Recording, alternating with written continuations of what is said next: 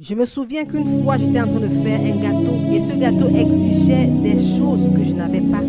Quand le gâteau est sorti du four, il était aussi dur que le rocher. Il n'a pas augmenté en volume. Je me suis mise en colère contre le four. Je me suis mise en colère contre le feu. En colère contre la cuisine. En colère contre le moule dans lequel il était. En colère contre le gâteau. C'est ce que nous faisons. Nous nous mettons en colère contre les résultats que nous obtenons sans assumer la responsabilité des choses que nous n'avons pas ajoutées. Il n'y avait rien de mal avec cette recette. J'avais décidé de mettre ce que je voulais, ignorant le fabricant. Et c'est ce que nous continuons de faire dans nos relations. Certaines relations sont juste comme des gâteaux. Ils ne sont aussi bons que les ingrédients. Écris ceci. Si tu veux le gâteau, tu dois suivre la recette.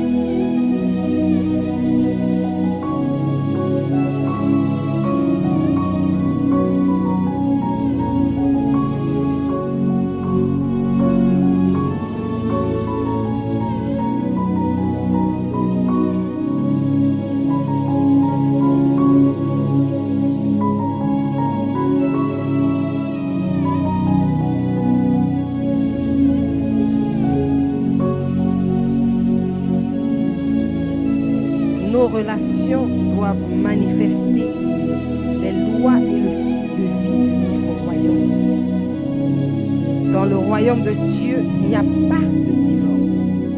Si tu veux réussir dans ta relation, dans le royaume de Dieu, la chose la plus importante dont tu as besoin, ce n'est pas l'amour. Écris ceci. L'amour ne garde pas un couple ensemble. Arrête de laisser les gens te tromper avec l'amour, peu importe ce qu'ils veulent dire par là. N'épouse personne à cause de l'amour. Es-tu déjà choqué? Toute personne dans cette salle qui est divorcée te dira qu'elle a commencé sa relation avec ce qu'on appelle l'amour. Mais l'amour n'a pas pu tenir. Alors l'amour ne garde pas un couple ensemble. 95% des personnes que j'ai conseillées dans mon bureau durant les 30 dernières années qui avaient des problèmes conjugaux, tenant les papiers entre leurs mains, prêts à les signer pour avoir un divorce. Ils ont tous dit « Je l'aime toujours, mais nous ne pouvons pas vivre ensemble. Je l'aime toujours, mais elle est insupportable. Nous sommes confus. Les deux ne vont pas ensemble. Je t'aime, mais je ne veux pas vivre avec toi. » Ce que nous sommes en train de dire, c'est que mes sentiments envers cette personne sont intacts, mais mon aptitude à rester dans une même salle avec elle, ça ne va pas. Je n'ai pas la capacité de partager la même chambre. Alors ne te marie jamais à cause de l'amour. Je sais que ça paraît étrange, mais c'est ça ton problème. La vie est compliquée. Si tu satisfais ton ventre exagérément et tu continues de manger des choses qui ne sont pas bonnes pour ton corps, ou si tu manges un peu trop de toutes choses, alors en réalité tu es en train d'enclencher la destruction dans ton corps. Si tu abuses et gères mal ton appétit pour les rapports sexuels, tu vas te retrouver dans la destruction. Tu auras des souvenirs dans ta tête que tu ne pourras pas oublier, des problèmes psychologiques avec 10 personnes avec lesquelles tu as couché. Maintenant, tu cherches à te débarrasser de ces souvenirs. Ou bien peut-être même que tu as contracté des maladies. Peut-être que tu es plongé dans la pornographie. Et maintenant, tu cherches à te marier. Et tu veux que ton époux fasse les mêmes choses que tu as vues sur ces images. Tu es en train de détruire ton mariage. C'est destructif. Alors il dit, si ton appétit est ton Dieu, alors ta destinée est la destruction. Et la gloire, c'est leur honte. Leurs pensées sont sur quoi? Les choses terrestres, les systèmes mondains. Voici ce sur quoi le royaume dit que vous devez vous marier. Cela se trouve dans Proverbes chapitre 4, verset 3. Il dit, c'est par la sagesse qu'une maison s'élève et par l'intelligence qu'elle s'affermit. Et c'est par la science que les chambres se remplissent de tous les biens précieux et agréables. Une figure idiomatique aussi dans Hébreu. Cela veut dire un endroit où il fait beau vivre tout le temps. Chaque chambre a l'air d'un endroit très beau. Ça te donne envie de juste rester à la maison. Plusieurs personnes mariées ont hâte de quitter la maison. Et retourner à la maison est une expérience stressante. Le verset suivant dit ceci. Un homme sage est plein de force. Et celui qui a la science affermit sa vigueur. Le mot force veut dire l'habileté à gérer les choses. Vous pouvez vivre ensemble efficacement si vous avez quoi? La sagesse. Et si vous avez la connaissance, il dit, vous allez tenir votre maison avec vigueur. Vous n'avez pas peur, vous n'êtes pas faible. Vous savez ce qu'il faut faire quand viennent les problèmes. Je vais parler en détail de ces 3 mots rapidement. Premièrement, il commence tout d'abord avec la connaissance. La connaissance, c'est de l'information. Si tu veux avoir une relation réussie avec n'importe qui, je ne parle pas seulement des personnes mariées, Parfois, nous vous encourageons à aller acheter des livres. On vous demande d'aller acheter des CD. Et tout ce que les gens pensent, c'est que nous essayons de nous faire de l'argent. Mais voyez-vous, ces livres représentent 45 ans de ma vie. Des recherches, des études. Je vis avec ma femme depuis 31 ans. Et cela vous coûte $20. $20 pour 40 années de ma vie. C'est bon marché. Et cela peut te sauver la vie si tu le lis. Mais tu passes tout près de la librairie. Comme si tu connaissais tout. Et pourtant, tu es stressé dans ton mariage. Il te faut de l'information. Les gens m'appellent tout le temps, vous savez.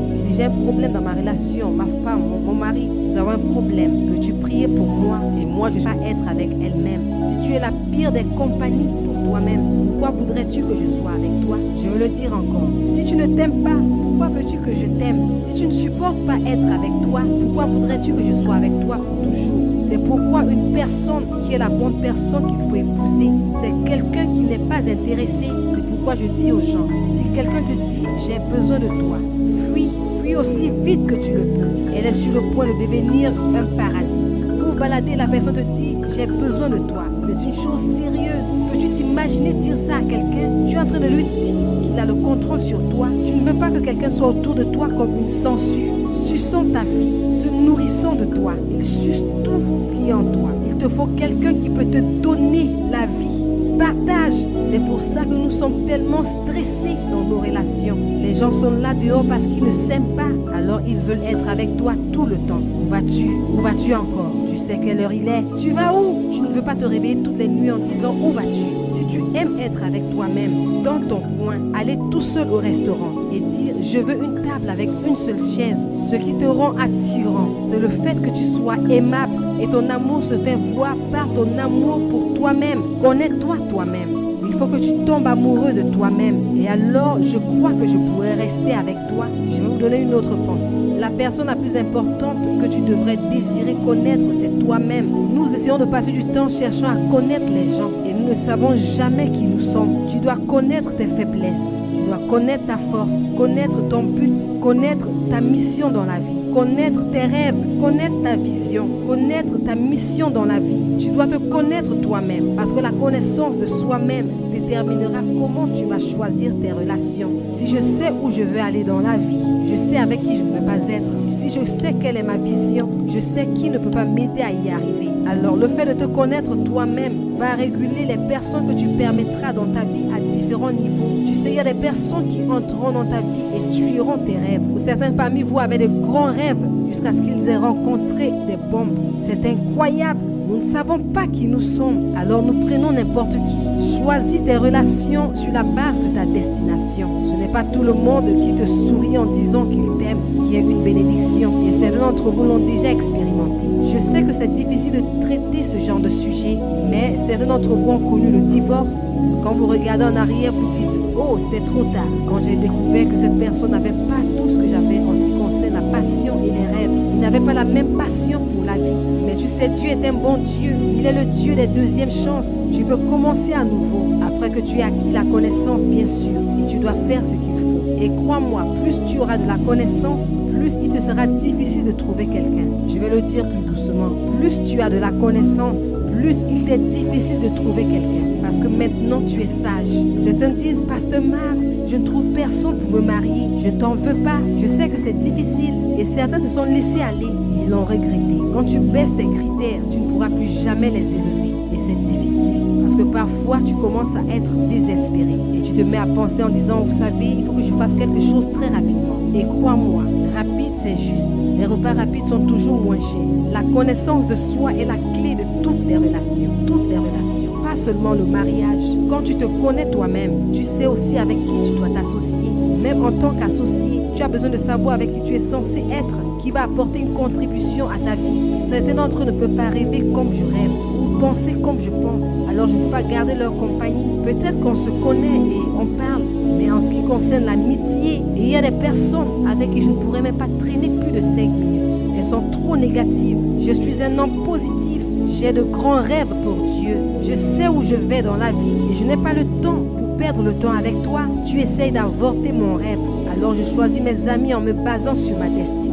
Je me connais, alors je choisis mes relations en me basant sur qui je sais que je suis, ce que je vais accomplir dans la vie. Tu ne dois jamais juste traîner avec les gens. Il faut que tu choisisses d'abord où tu veux aller et ensuite choisis ces associés qui peuvent t'y amener. Voici un verset que vous comprenez mal probablement. Matthieu chapitre 22. La clé pour l'amour de soi, c'est d'aimer Dieu de tout son cœur, de toute sa pensée, de toute son âme. Pourquoi? Lorsque tu étudies Dieu, tu fais des recherches sur Dieu, tu découvres les qualités de Dieu, sa nature, toutes ses caractéristiques. Devine quoi? Tu te découvres toi-même parce que tu es aussi à l'image de Dieu. Alors tu commences à découvrir qui tu es quand tu étudies Dieu et tu tombes amoureux de toi-même parce que les bontés que tu vois en Dieu, tu les vois en toi. C'est pourquoi je m'aime autant. C'est trop tard, peu importe ce que tu penses de moi. Je m'aime, ok? Il faut que tu t'y fasses. Je ne me vante pas. Je m'aime. Ton opinion ne touche pas mon amour pour moi parce que je suis fait à l'image de Dieu et je suis juste comme mon Père. J'ai sa nature, ses qualités, ses caractéristiques. J'ai sa valeur. Je suis juste comme mon Père Dieu. Je sais qui je suis. Tu ne peux jamais t'attaquer à la valeur que j'ai pour ma vie. Alors pourquoi cela est si important? Parce qu'il a dit que je ne peux t'aimer